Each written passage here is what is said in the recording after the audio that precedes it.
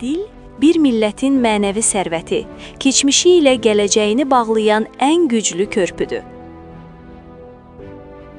Hər il 21 fevral dünyada beynəlxalq ana dili günü kimi qeyd olunur. Bu gün 1999-cu ildə UNESCO tərəfindən təsis edilib. 1952-ci ilin fevralında Banqladeşli tələbələr ana dillərinin rəsmi statusu uğrunda mübarizəyə qalxdılar və bu mübarizə faciə ilə nəticələndi. Məhz həmin hadisələrin xatirəsinə ehtiram olaraq 21 fevral Beynəlxalq Ana Dili Günü kimi təsis edildi. Bu gün dilə hörmətin və mədəni müxtəlifliyin rəmzidir. Azərbaycan dilinin dövlət dili kimi qorunub inkişaf etməsi ümumilli lider Heydər Əliyevin adı ilə bağlıdır. Onun ana dili ilə bağlı qətiyyətli mövqeyi milli özünü dərkin əsasını qoydu. Bizim üçün tarixi amil var, Azərbaycançılıq.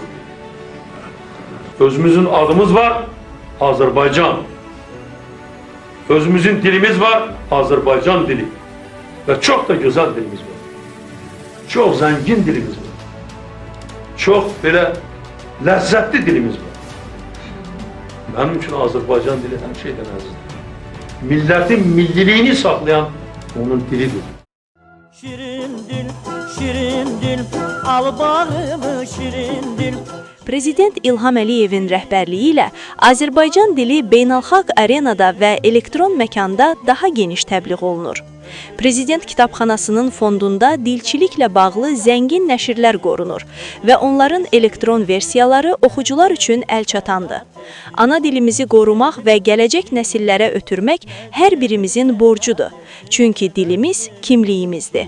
Biz öz dilimizi qorumasaq, biz dilimizi təmiz, saf saxlamasaq, onda yavaş-yavaş dilimizi itirə bilərik. Və hər bir millət, hər bir xalq üçün onun ana dili, onun milli mənsubiyyətinin əsas amilidir. Təmiz, saf, ədəbi Azərbaycan dilinin qoruyucuları bizik. Müstəqil Azərbaycan dövləti.